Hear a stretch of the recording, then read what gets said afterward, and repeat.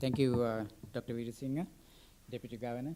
Um, Deputy Governors, Mr. Sirivardhana and Mr. Ranasinghe, my colleagues long time ago as well, even up to today.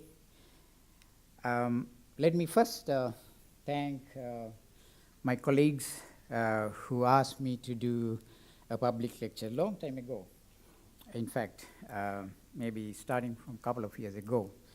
It took a while to decide as to when we should do. And then I was invited by the University of California recently to write a paper for the 50th anniversary Golden Jubilee commemoration volume. And I initially refused when Dr. Mampitiya was insisting, but he was coming back to me again and again. Then I decided, okay, I will do, because initial reaction was that I might not have enough time to write a good paper. So within 1 month, I was asked to contribute to that. So this presentation is basically an extension of that research. This is not anything new. I'm sure you must know all these things that I'm going to talk. Because if you look at the history, especially the central bankers, as well as the people who are interested in economics, are all aware of what we went through and what the results are. So it is kind of a look back from a different angle. Let's think of a game of risks and rewards. Think of 3 young graduates or high school pass outs coming out of these institutions, whatever it be. And you ask, well, you have initial endowment of, say, 3 different ABC, 400, say, rupees or dollars, 150 and 140, right? And then I tell them there will be a reward of, say, $53,000, assume it is dollars, 27,000, and then 40,000. So you have initial endowments, and then we give a final reward depending on what you can achieve. So we have the initial endowments, we need the final rewards. If you look at compared to the final rewards, the initial endowments are more or less the same. Basically, they start at the same level. But at the same time, the 3 players will have different paths. There won't be any smooth ride for any of the players, but when to make a decision or when to make a strategic move, and the speed of your action and the smartness of making a decision will decide where you end up, whether you get 53,000 or 27,000 or $4,000. So the path to final rewards is basically very gradual path, but in some cases sharp movement. And then looking at these numbers and the game played, you might be wondering what it is. What is this game all about? This is a game played among 3 countries: Singapore, Korea, and Sri Lanka. And you will see in this one, Singapore is the blue dot where you have $53,000 plus per capita income. Korea, over $27,000 per capita income. And Sri Lanka going very slowly to achieve $4,000, little less than $4,000 at the moment. So my task today is to explain the path of these 3 players, and especially see how the other 2 countries have performed well and why Sri Lanka couldn't do as good as the other 2. If you look at the per capita or GDP growth rate of Sri Lanka, you will see there are a lot of pluses and minuses as well. There are ups and downs. Particularly notable are, say, for example, the oil crisis in 1972, and then we also had crisis in 88, 89, JVP insurrection, and then 2001 BOP crisis. But at the same time, if you look at the other countries, it is nothing new. Even for Singapore and Korea, there were similar ups and downs. But what matters in this game is how quickly you try to address the issue and get back to your growth path. Now, my objective of this lecture is to explain the underlying factors that kept Sri Lanka's economy under check. If you look at these comparative growth rates, you will see that Sri Lanka, the bottom line, has been growing slowly, not only slowly, but also the volatility of the growth is very high. And there has been throughout, up until, say, for example, 2000, a growth gap between Sri Lanka and other 2 countries of about 4 to 4.5%. Unfortunately, Sri Lanka's persistent economic woes do not indicate a certain promise of a catch-up, at least in the near future. So let's explain why. And I try to explain this through a growth model you all aware of, where Y is the output, A is the total factor productivity, K is capital, H is average efficiency units embodied in the workers, L is labor. So basically, it is not just labor we talk, but labor plus efficiency. A person comes to the labor market with certain knowledge, and that is what we look at here. I'm not going to technical side of this, but just use this equation to go through each and every element to see how we fared. Now, we will be surprised to see that in the history of Sri Lanka, we have had a political economy of business cycle. In the graph, if you can see, you will see the left panel is the growth rate, average growth rate, for the period of that particular regime. And the right-hand side panel is basically a line graph rather than a bar chart. You will see from the right-hand side, you take a step forward, and then next regime you take a step backward, right? It is always, it has been the case.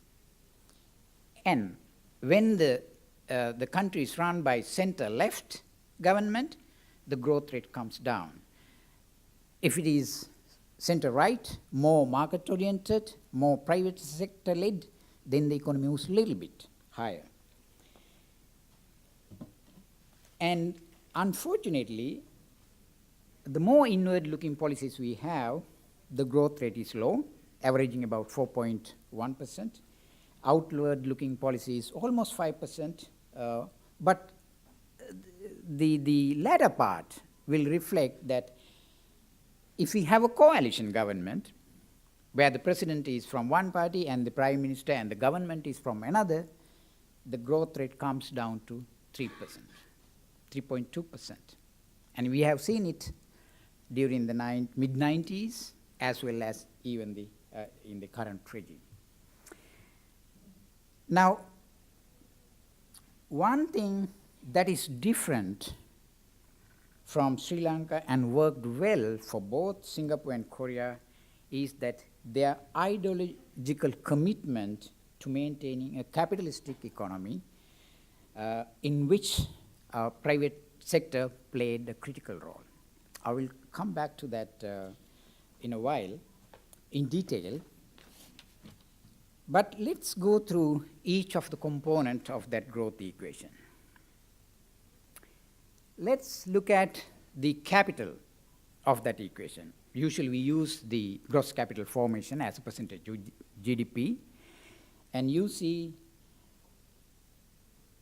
the importance of capital is because of this. Abundance of capital or lack thereof could propel or constrain economic growth. We all know about it, if everything else remained the same. Now, capital formation can be influenced by the interest rate policy as well as fiscal policy because it helps increase either household savings or the savings, public savings, through a surplus in the budget. Sri Lanka had, if you look at this graph, at the very beginning, in the 1960s, we had a higher level of gross capital formation than both Singapore and Korea. This scenario changed quickly as both Singapore and Korea pursued very liberal economic policies beginning, say, mid-60s. You will see the capital formation for both Singapore and Korea jumped sharply in mid-60s and up to 70s, but Sri Lanka's one remained very much stagnant. Now, the first panel, of course, is the same thing, but I want to look at it how or why it happened that way. Now, you will see, as I said, Singapore and Korea pursued very liberal economic policies beginning, say, for example, 1964, where Korea liberalized its exchange rate reform, and then interest rates were liberalized, which resulted in a depreciation of the won by 64% in 1964, quickly having some results. And then real interest rate went up to 11% immediately. Now, the interesting thing is that Singapore had a real interest rate of minus 2.3% in 1960. It increased immediately to 5% by 62 and to 14.5% in 1996. Because of these interest rate changes, the savings rate jumped from negative to, say, 5% and 14.5% within a matter of, say, for example, 5-6 years. And similar thing happened in Korea. Savings rate was less than 2% in 60, 7%, it increased to 7% by 63, and to 12.4% by 66. Now, by 1970, Singapore's gross capital formation, because of these changes, as a percent of GDP, was double that of Sri Lanka. That is a matter of 10 years when we had a higher capital formation to begin with. Now, the rapid capital formation, as you see in the first top panel, so both these two countries, Singapore and Korea, far exceeding what Sri Lanka was accumulating for the next 35 years. This is the irony. That within the matter of 10 years, Singapore and Korea managed to raise their capital formation to a level which we couldn't achieve for the next 35 years. Now, interestingly, let's have a look at what our interest rate policy has been. This graph is the real interest rate for Sri Lanka. You will see it moves from positive to negative, positive to negative. That is not the way both Korea and Singapore did. Their real interest rate has always been positive.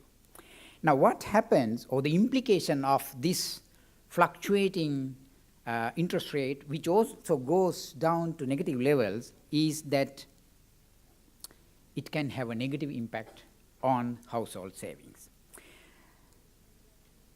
On the other hand, we also had a continuing budget deficit. What it means is public savings has always been negative. It eats into the savings by the household sector, right? So the net effect is our savings is much lower than what it should have been, and much lower than the two comparator countries that we talked about.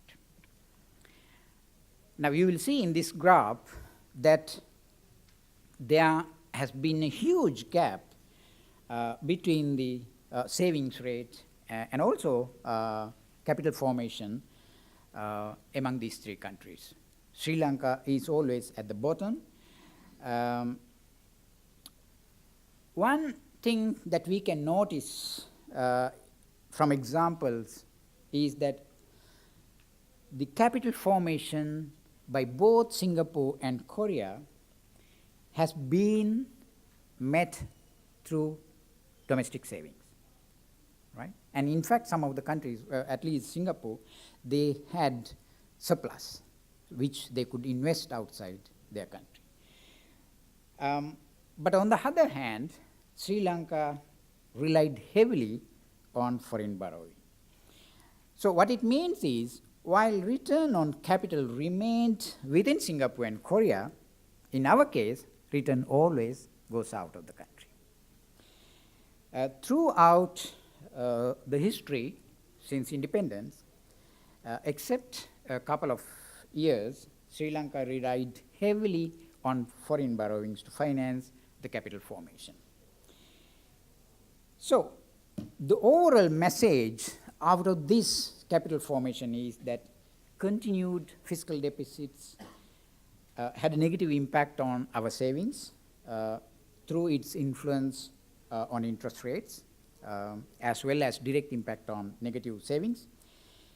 But at the same time, I have to point out that Sri Lanka's interest rate policy had the dual objective of deficit financing through cheap credit from the domestic market and controlling inflation.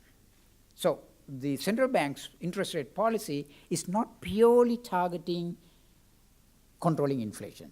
It had this dual objective. It could be because EPF is in the hands of central bank and we can easily manipulate, right? And at the same time, when you run budget deficits for a long period, you have that habit of using public finance, available resources at a low level. So unfortunately, Sri Lanka failed to use interest rate to achieve long-term development objectives, as did by both Singapore and Korea. Now let's turn into labor, both labor as well as the efficiency of labor. Now, in the case of Sri Lanka, throughout the history, not just recently, we had the dilemma of low labor force participation, particularly of women. Say, for example, currently labor force participation is 53.8%, but women's labor force participation is 35% in 2016. So there is always a gap. Overall, in fact, we could have increased the labor force participation, overall national labor force participation, by 20 percentage points and reached the level of, say, for example, Singapore, which could have added huge impetus to the growth process. And then, apart from having low labor force participation, our labor productivity also remained very low throughout. And then, unfortunately, our focus has been on labor-intensive production strategies. It seems that Sri Lanka was content in being competitive in a low-wage scenario and had no desire to move into more capital-intensive production or to adopt higher technology, more capital incentive and technological adaptation. But in contrast, Singapore pursued an aggressive approach to building dynamic high-skilled workforce, even as far back as 1980s, to enable it become a financial and business hub in the region. Now, I felt, looking at this data, Korea and Singapore were competing each other. Whenever something Singapore does or Korea does, the other country also follows, to be on par. One thing they realized by 1980 was that the golden era of cheap labor would never return. It will disappear soon. And because of that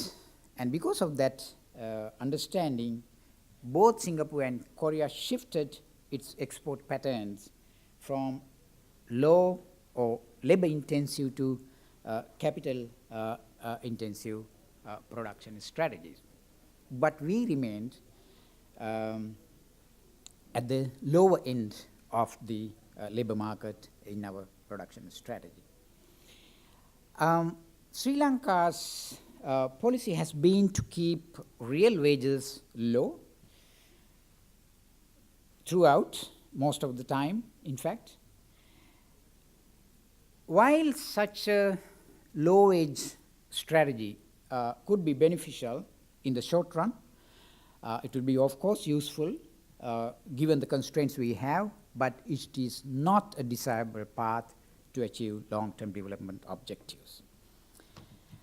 Now, if you look at this graph, you will see in terms of labor productivity where we are. Income per capita per worker, income per capita or per worker relative to USA. Throughout this period, our relative productivity has come down, in fact, even after 55 years. But look at the first two lines. They were moving very sharply. That is where where both Singapore and Korea managed to exploit the global market conditions. Sri Lanka's labor productivity has remained at 1/10. If you look at this one, it is 0.1 of US productivity. And it, in fact, as I said, it came down slightly came down, although it has jumped up a little bit in the latter part. Now, moving to total factor productivity, you will see that our total factor productivity was somewhat similar to Korea's to begin with, but it almost remained flat, while Korea and Singapore moved very fast. Now, an important thing we should note is that total factor productivity plays a critical role in output. If you look at an equation that the growth model that I initially put, you will see that that is the residual. Because this is critical for countries moving in the technological ladder.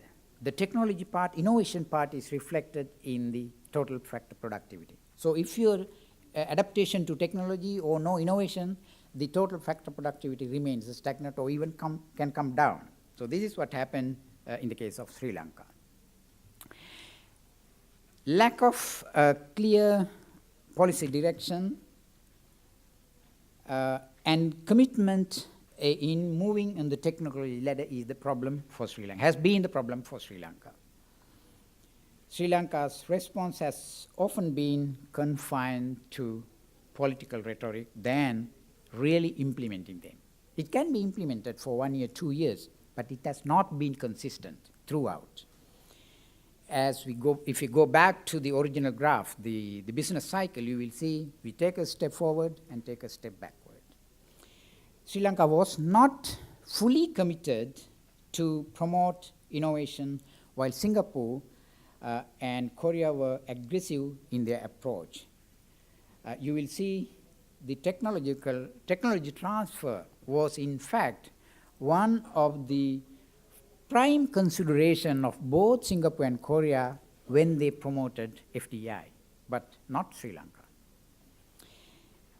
And investment in R&D, research and development by Sri Lanka was a mere 0.18% of GDP in 1996 and declined to 0.15% of GDP by 2010.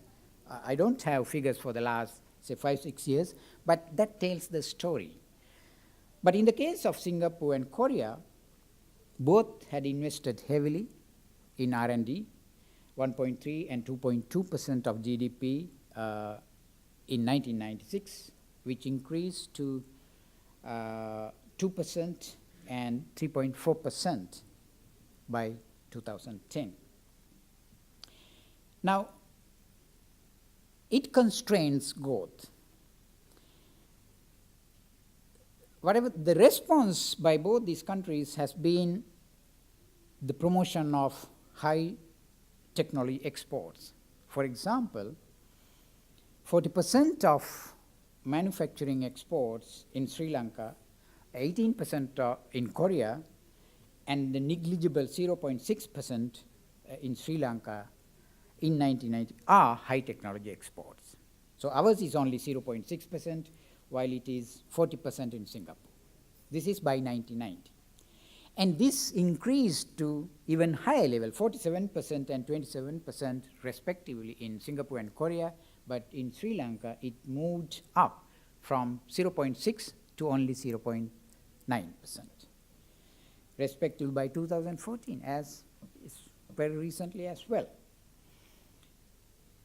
So while both Singapore and Korea moved fast on more capital incentive and technically advanced investments, Sri Lanka continued its labor-intensive industries. I will give one example to finish this slide. For example, textile and clothing industry contributed to 20% of manufacturing value added in Korea and 23% in Sri Lanka in mid-60s. So very much similar. But Korea moved away to concentrate on high value-added industries. The share of textiles and clothing exports declined sharply from 20% in 1990 to 3.5% by 2014. But in Sri Lanka, it increased from 23% to 32%. So what it means is throughout, with time goes, we moved more and more to more labor-intensive production than in fact moving in the higher technology exports. ICT exports as a percent of goods exports was 55% in Singapore in 2000, 35% in Korea, and only 2.8% in Sri Lanka. And export of ICT services as a percent of services exports were higher in Sri Lanka at 24% against 20% and 23% in Singapore and Korea in 2000, but Sri Lanka's ICT export services went down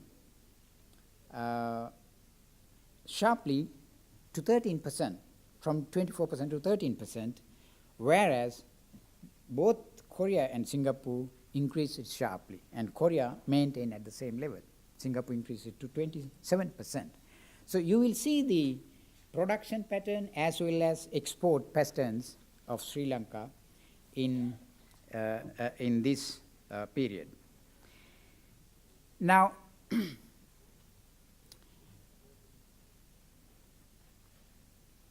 the growth relationship that we have seen in the model that I put at the beginning depends on not only on the capital and labor, but at the same time very much dependent on the policy environment as well as institutional efficiency.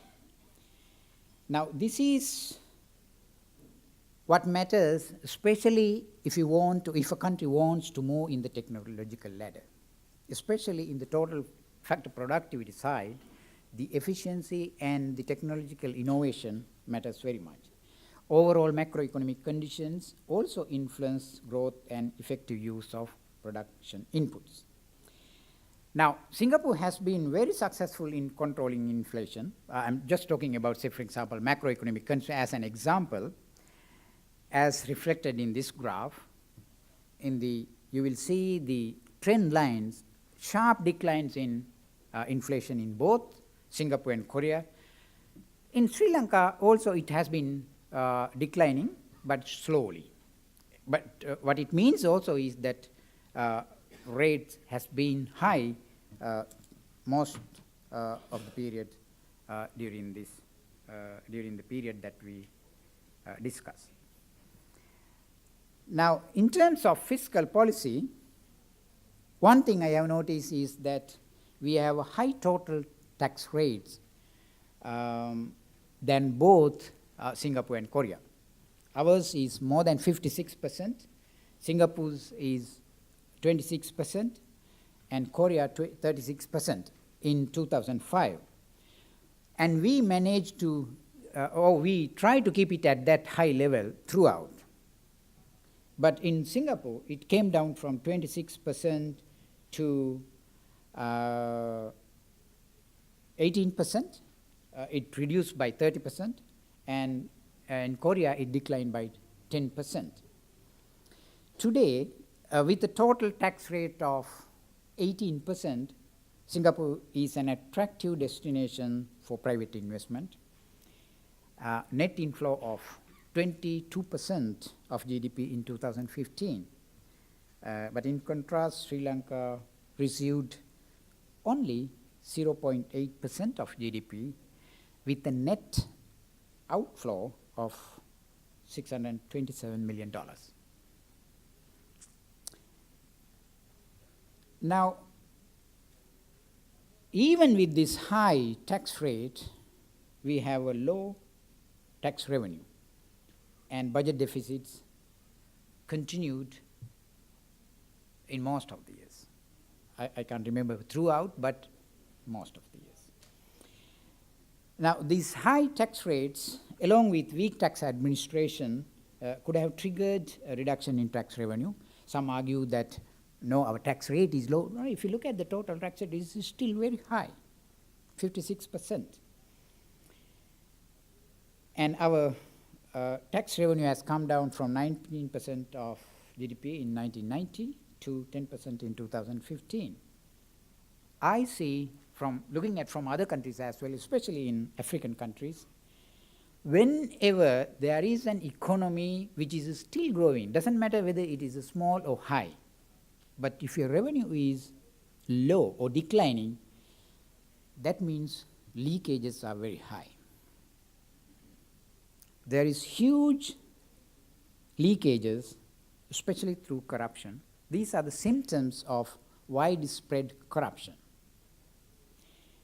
And then I also felt, if you compare, say, more advanced economies or even emerging economies, usually the tax composition should be 80% from income tax and 20% from non-income tax. But if you look at our tax composition, a higher percentage is coming from VAT and non-income taxes than income taxes. There are a number of reasons why this could be. Private sector is not performing well. As I said earlier, there are a lot of constraints we will come back to again. But at the same time, the problem with focusing more on VAT and non-income tax is that a higher proportion of that burden falls on the poorer segments of the society. This is the problem with the taxation policy in Sri Lanka. Now, let's also look at the exchange rate. These are the policy side of the equation, which might have impact in all sides. Exchange rate movement. I had the doubt initially that our exchange rate is highly overpriced or overestimated or appreciating. Forgetting about these recent changes, about 6% appreciation. I was also thinking that when we regularly change the base year, I thought that the high appreciation, sometimes increasing to, say, for example, 20% plus, I thought it will be internalized. And then I worked backward to see what has happened. In fact, it is not. So the overall, throughout the history, the exchange rate has been well managed. But the irony of it is that our exchange rate has not been influencing exports. If you run a regression, you will see there's no noticeable positive impact on exports, whereas in Korea, it has been highly positive and significant. Singapore, of course, the currency is appreciating, and because of that, there is a negative relationship. Now, Sri Lanka's inability to use exchange rate as a tool to influence growth in exports could be due to many factors. Now, we expect, say, for example, if you look at the real effective exchange rate, you assume, okay, if you adjust the exchange rate to take into the inflation differential, everything will be okay. It is not okay, because there are other factors like low productivity, as well as foreign exchange reserve levels, and many other factors can have a demand and supply, perception of the economy. All this can have an influence on the demand and supply of exchange rate. So what it implies is that the pressure on the exchange rate is not coming from the inflation differential, which is the formula that we usually use in the exchange rate. And the pressure is coming from outside, which is not reflected in the real effective exchange rate. In particular, the perceptions, which is not consistent, of course, the perceptions can change from time to time, but more importantly, it is the productivity. Imagine a case where the inflation rate is the same, you don't depreciate or appreciate your exchange rate, but imagine another country can produce the same good at half price. So then you have to depreciate to be on par, right? So this is the problem on our exchange rate. And then institutional efficiency also matters for growth, especially especially for total factor productivity, but also in the other factors, whether it is capital or labor. Now, I use 3 criteria to see how efficient we have been in terms of institutional aspects, both policy as well as institutions. One is country policy and institutional efficiency, CPIA, used by the World Bank. And Sri Lanka received a macroeconomic management rating of 2.5 out of a maximum of 6 in 2015, roughly about 40% success rate. And if you compare this with Singapore, it is on top, in fact, right? This lower level of 2.5 indicates the challenges that we are having in facing in the macroeconomic front. Similar rating is also given to the quality of public administration and transparency, roughly about 2.5% out of 6. So what it means is it's not only in the macro side, but also in the other side, we are not performing very well. And then in terms of corruption perception index, Sri Lanka in 2016, it scored 36 points out of 100 and ranked 95 out of 176 countries. On the other hand, Singapore is largely corruption-free and ranked 7th in the world, on top. While Korea ranked 52, it is a little lower because you know even Korea had some corruption issues, but still it's far better than Sri Lanka. Now, and then comes the question of cost of doing business. Singapore ranked 2nd in the world in a recent report, and then Korea on top 10. This graph, I'm not sure whether you can read, but at least you will see the graphs. The red one is Sri Lanka, institutionally, how easy to operate businesses in Sri Lanka. It indicates that, in fact, in the second right-hand side panel of the left-hand side panel, you will see the cost of doing business is declining. That means it is harder and harder for private companies in Sri Lanka to operate. And even in other areas like even paying taxes, registering a business, all these are really tough issues in Sri Lanka compared to, say, for example, Singapore. Singapore is within few, or maybe within a day or two, you can do. And then similar one in doing business also, it's a very tough case. So what are the implications of all these issues that we discuss? Slow growth and crawling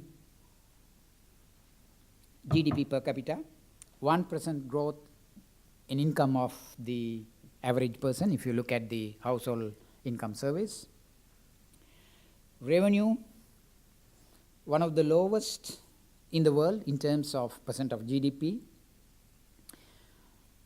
More pressure on the poor because, as I said, the VAT constitute a larger portion of the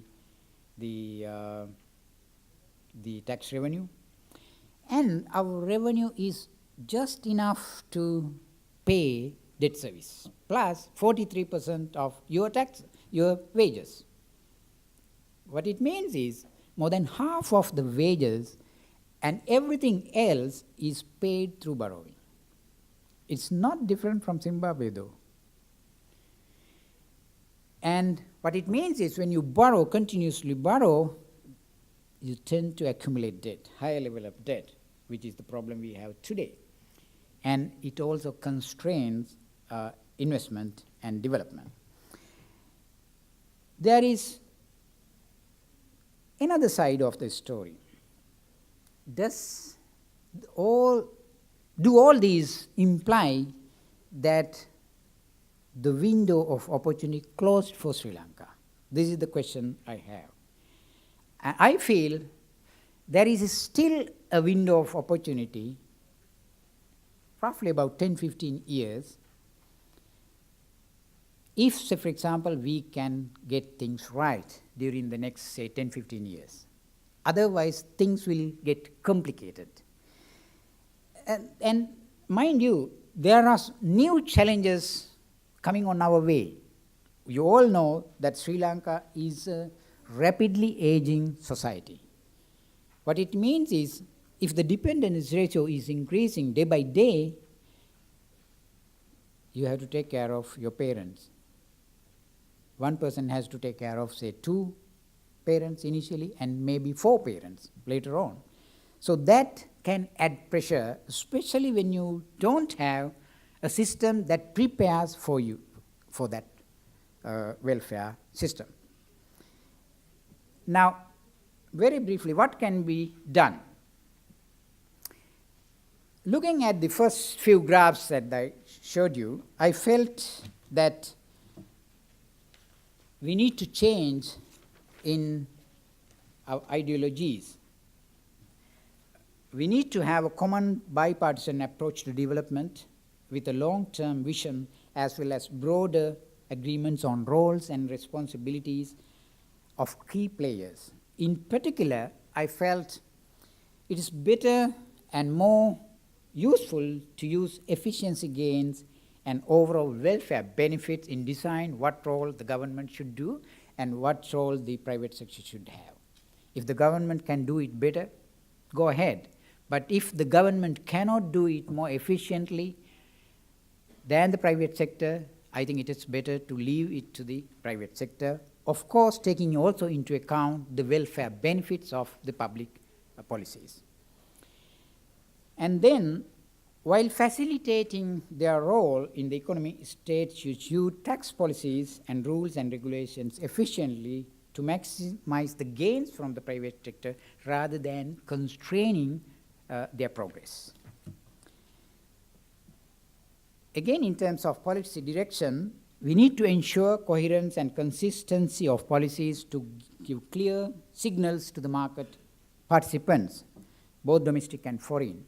I have seen even recently some U-turns in policies, which is very similar to again in Zimbabwe. Avoiding going back and forth in policy implementation, policy reversals can only drive away investors, which is an issue here as well. Of course, effective implementation of policy is useful, and we need to revisit targets regularly and take corrective measures in the way to implement them. Change the course depending on the achievements, challenges, and future direction. I also felt we need to rethink about our policy towards external borrowings as well as FDI. This may be a bit controversial, but I have to tell you as a Sri Lankan, we need to play the regional and global political game on Sri Lanka very carefully. Otherwise, you will merely become a target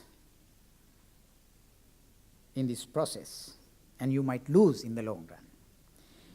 And also, Sri Lanka needs to borrow for what you want, not dictated by interested parties. You know what I am telling. And be clear about what you want from FDI. I have seen, especially when I was in the central bank, that we never had the objective of transfer of technology or generating employment linked to the FDI, right? You know what happened to some of the mega projects that we have seen. I can remember even 15 years ago, we were trying to import labor when labor is available in Sri Lanka, allow the investors to bring the 100% of labor requirement from other countries. We need to be aware of long-term costs against short-term gains, and also, as I said, reducing cost of doing business is vital And that can be used as an approach against using, say, for example, incentives to attract investments, which is costly. And then human capital development. Heavy public investments in health and education are essential to build a strong human capital base, as, say, for example, Korea and Singapore did, which is a key requirement for a country to move in the technology ladder. But unfortunately, in Sri Lanka, the human capital base in terms of efficiency, as we have seen earlier, and its relevance is far below what it should be, especially if the country wants to move up in the technological ladder and innovation. And what it means is that we need to give prominence to STEM, science, technology, engineering, and mathematics. I know you all are economists, most probably economists, or some link to economics.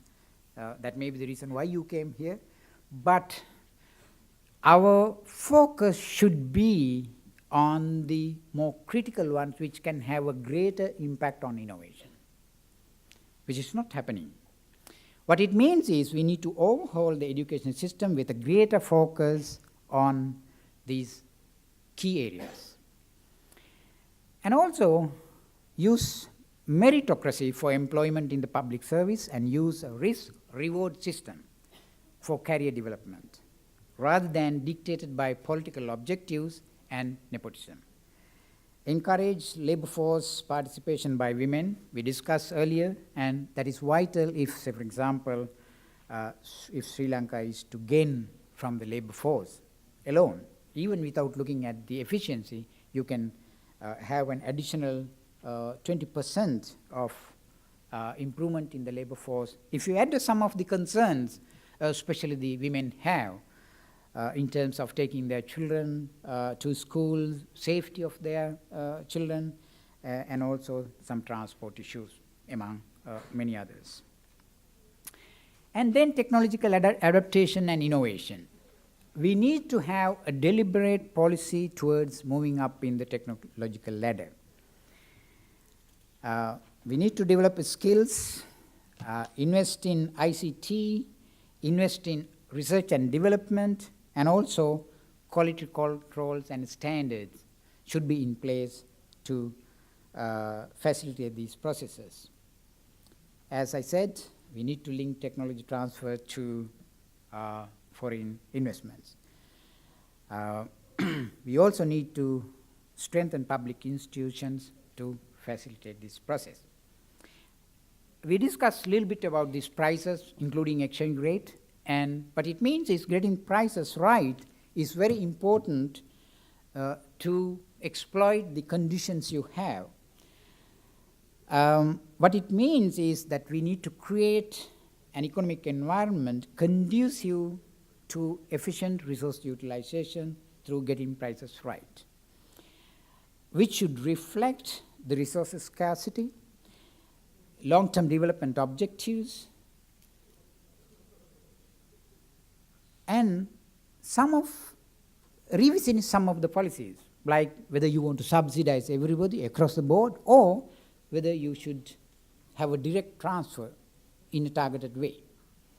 And then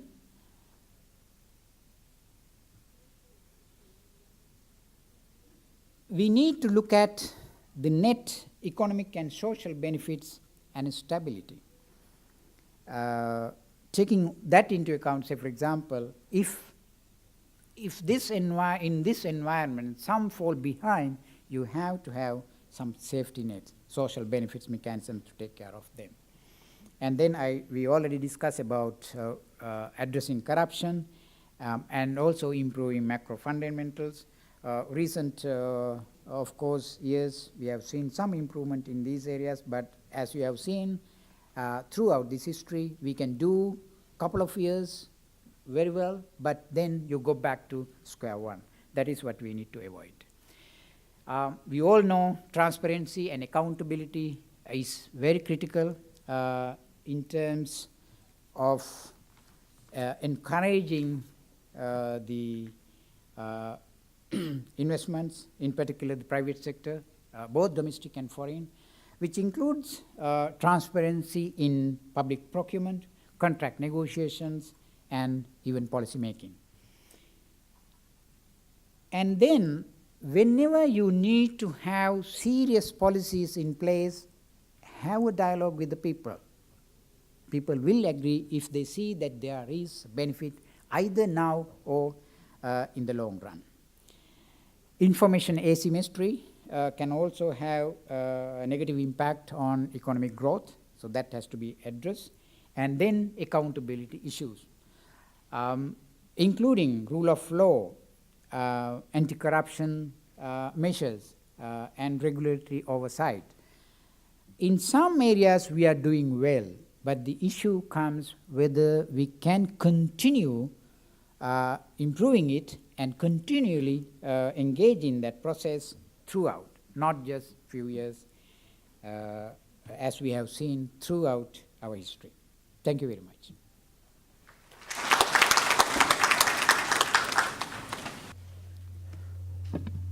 Thank you very much, sir, for enlightening us with your wonderful lecture. It was indeed very informative, which illumined our thoughts on growth dynamics. As knowledge increases, wonder deepens. Ladies and gentlemen, it's time for the question and answer session. I kindly invite the members of the audience to ask a few questions in relation to this lecture from our guest speaker and the elite panel of members at the head table. Please make sure that you all restrict this time for 20 minutes. Over to you. Thank you, Dr. Bandara, for the excellent presentation. It was great to listen to you after almost 14 years. While I agree with most of your observations and recommendations, I have one comment and a question. The comment is, in your charts, there was one on real interest rates, where in 2011 or so, the real interest rate in Sri Lanka was as low as negative 10%. And there was another chart where the, I think GDP deflator was as high as 20% around the same time, 2011, 2010 or 11. I don't think that is right. I don't think we have seen a deflator as high as 20% since 1990. So I believe that there is some mistake there, which would sort of affect your argument on Sri Lanka not having positive real interest rates continuously. So that's my comment. My question is, you were talking about capital formation as well. Does it matter whether capital formation arises from the public investment or private investment? What can you tell us from the experience of other countries? Thank you. Thank you, Dr. Bandara, for informative presentation. I'm here. You, in fact, taught us the fundamentals of economics in postgraduate preparation classes. I'm asking this question based on that knowledge. I'm not a practicing economist. So the crux of your presentation is basically going beyond the central banking policy options or policy anchors. Basically, as far as I can remember, the central bank has 3 policy anchors: exchange rate, inflation, and interest rate. Now, all these subsequent policy prescriptions going beyond central banking. Now, certain things can have linkage apart from the policy advice to the government. Now, under this broader policy prescription, how central bank play their role? That's why my question. Thank you, Dr. Bandara, for your informative presentation. I have one question that in the getting prices right. So there, you mentioned that in your examples, all the interest rate, effective interest rate was very high in the initial periods. Now we are a debt-heavy country. So what is your recommendation for a debt-heavy country? Because there would be a huge pain if you have that kind of positive real interest rates at the beginning. So how could we remedy this situation? Thanks, Dr. Bandara. It was an excellent presentation. Pleasure to listen to you.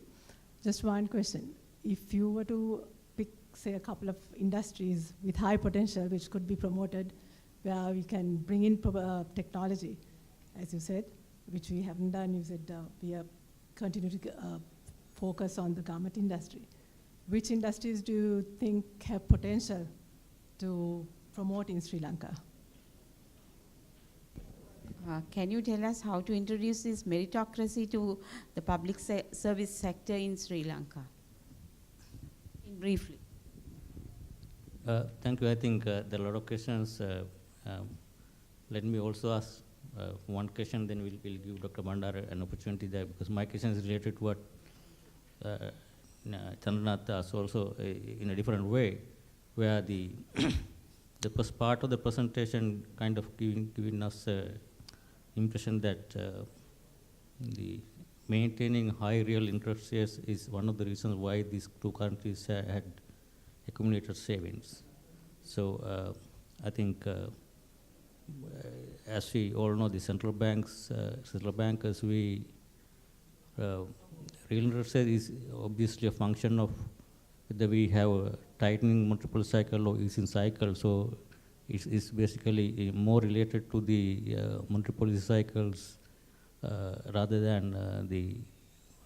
having targeting the higher savings, and also the fact that high real interest rates also related to Jailath's points. Maintaining consistently high real interest rates also would have an impact on one hand the debt sustainability, on the other hand the growth. And also the third factor is the high real interest rates.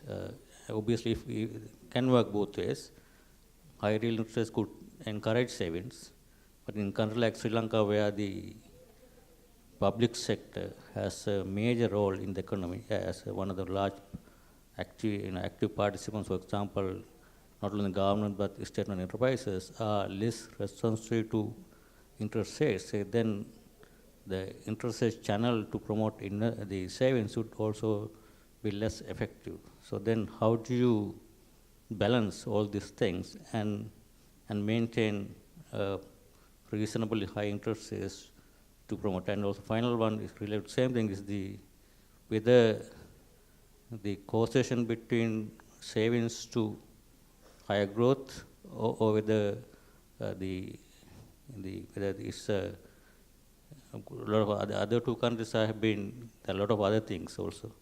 That has led to higher growth, and as a result, the savings has been increased, or whether in what way what causes what is also a kind of empirical question. So those are the questions, and with that, let me invite Dr. Bandara to respond. Thank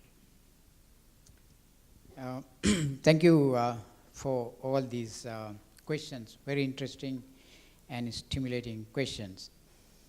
Now, in terms of data, the database I used for the entire paper is World Development Indicators, except for total factor productivity.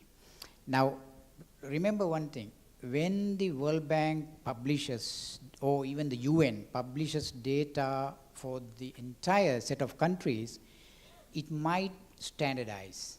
So that might have changed a little bit from the data you have, but these are authenticated data. World Development Indicators, if you go back, you will see this data comes out. But I have noticed, as you said, say for example, in the recent past, real interest rate has been positive. I can't remember whether it is 2011, but during the last 3-4 years, it has been positive, right? It might be reflected in the graph as well, right? Now, on the question of whether the capital formation should be done by the private sector or public sector, it doesn't matter for me. in terms of whether it should be private or public, depends, as I said, on efficiency gains. But it is always good, linking it to the last question, it is always good if the capital formation can be done within the country, because you keep the return on investment for your own people than going outside.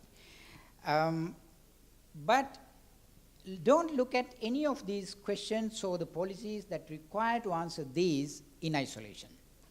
Say, for example, Dr. Veerasinghe referred to about, and also Jayalat referred to about whether, say, in this kind of high debt scenario, whether it is doable. It can't be done in isolation. Say, for example, I will give one or two examples. If you borrow for a big project and your return is almost zero, what will happen? You can't pay. That is why we have seen in the country, when you engage in, say, borrowing or even promoting FDI, you have to look at what the benefit. It doesn't matter whether it is financial benefit, but a social benefit. If overall benefit is positive, then you should go. But unfortunately, in Sri Lanka, what we see is that apart from the, say, the nominal interest rate you see, there are a lot of leakages, even in the borrowings. We have seen it throughout. So that means the net rate you pay, it is not probably visible, but it can be much higher than, say, for example, what you pay for your own people. Now, going beyond central bank policies, say, for example, you mentioned about exchange rate, inflation, interest rate. I think all these are linked, interlinked.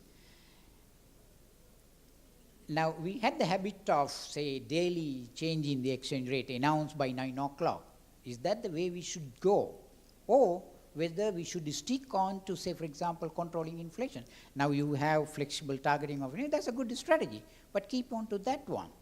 That itself will address the others, right? But what I was trying to say is that when you decide that, your objective should be, assume, say, you have a certain level of inflation, and you want to have an interest rate of, say, if the inflation is 10%, is it your objective to have it 9% or 11% or 12%?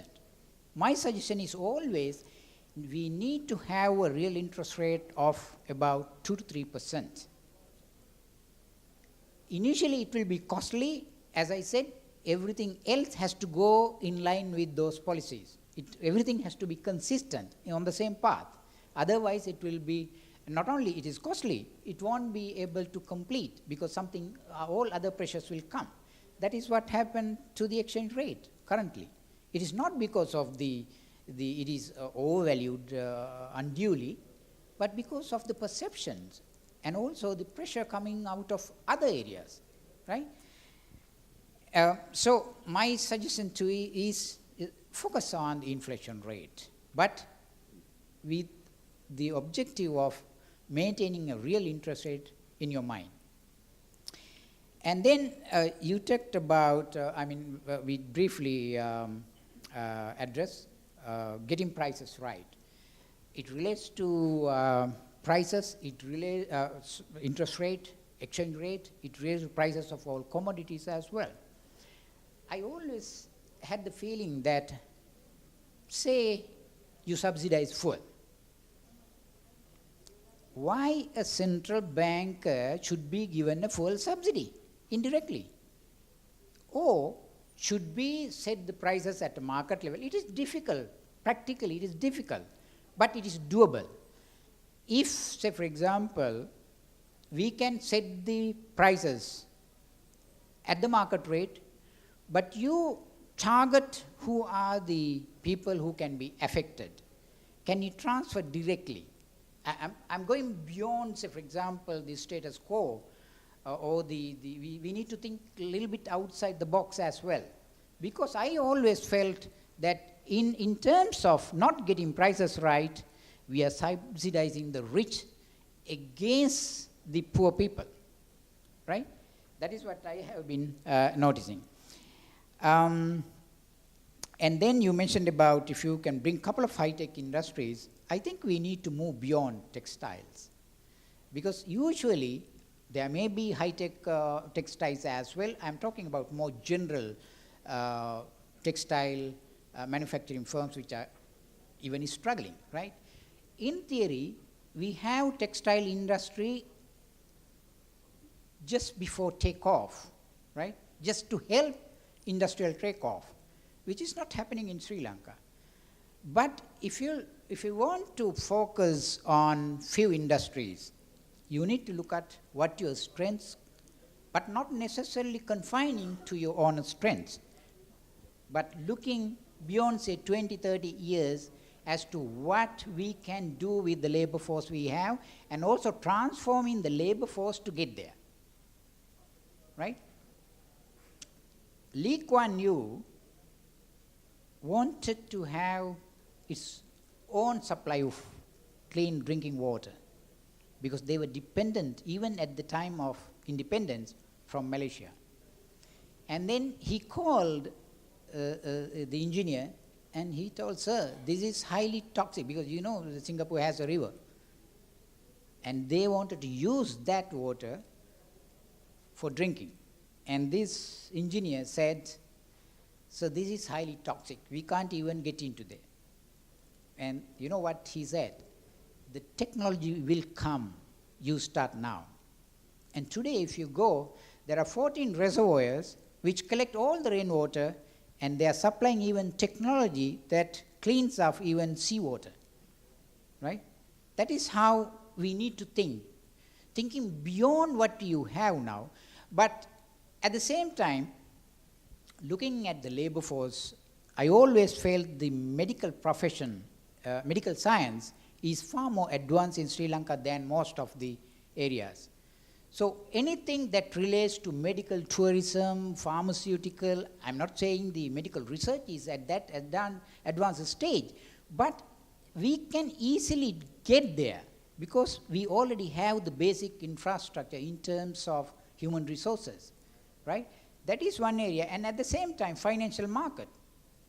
We don't have the required infrastructure or the institutions to get there. But if you think of, say, for example, controlling the interest rate, interest rate, of course, you set by the central bank, but everything else, if you try to see, okay, we are constrained because of high debt, this and that, then I think we can't get there. Liberalizing the entire economy, say full exchange rate liberalization and other liberalization may not happen overnight because it is dependent on many other factors. And that is not a central banker's business. That is the business of the politicians, right? So it has to be coming from top down type. Then the central bank sees, okay, this is happening and this is our job now, right? But central bank alone cannot function in that way. That is the unfortunate thing. A meritocracy. It's very simple. You all come through a highly competitive exam, right? I know recently we had a similar exam done for Bank of Ceylon, if I can remember. And that's the last moment you got a list from the minister, right? But what I am saying is, just like you joined the central bank or the Bank of Ceylon that we did, Gunasekara, right? If you apply that one across the board, regardless of whether you are, say, green or blue or any other color, that is the way I am proposing, right? And then this issue of, again, the debt sustainability issues. Again, central bank may not be able to seriously go in one direction if everything else is going in the opposite direction, right? That is the basic message. It can't be done. And I also felt, if you look at the experiences of other countries. I'm not saying savings alone will have, or the interest rate alone will have an impact on the savings. From my own thinking, there are two factors that affect national savings. One is the public savings, which comes through the budget. If, say for example, you can't raise revenue more than expenditure, then you lose. You are basically reducing even the private savings, right? But private savings can be responsive to real interest rate. Not like the way the Sri Lankan interest rate, real interest rate has behaved, but if it is consistently positive, it can be a game changer. My suggestion, of course, these policies that I have presented are not meant purely for central bankers or any other, but it is mainly for the government. Most of them are government, because the central bank, it is only the interest rate policy that you have in your hand, right? Everything else should be somebody else's. Although central bank still has some leeway in terms of deciding the exchange rate. But I think we have to do away with, but if you do away with it immediately, it can backfire, because all the other forces are against it, right?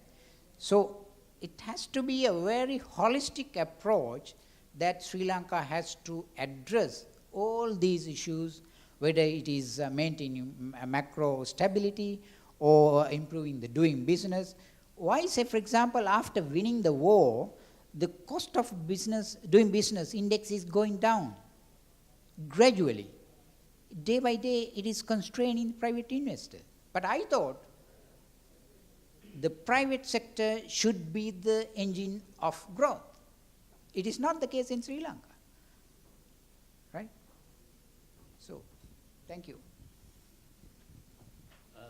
Thank you very much. I think it answers are very, very clear. I think gave a lot of clarifications in terms of maintaining real interest rates, all the doing business and fiscal policy. I think this is, and getting prices right, all are, I think, obviously are right. Policies, as an economist, obviously the challenge, as he mentioned, finally is a political economy of the economic policies. So basically political side is a crucial. I think that we all understand that. With that, let me conclude by first thanking Dr. Bandara for giving us this very important lecture and sharing his knowledge and experience with us. And on behalf of, I think, he has something to say first. Let me. Yes, sir. So thank you very much. And Dr. Bandara, sir, thank you very much once again for sharing your invaluable time and experience with us. And we have a special token of appreciation to be handed over to you. In order to do so, I would like to kindly invite the Deputy Governor of the Central Bank of Sri Lanka, Dr. Nandalal Weerasinghe, to come forward and hand over the same to Dr. Bandara.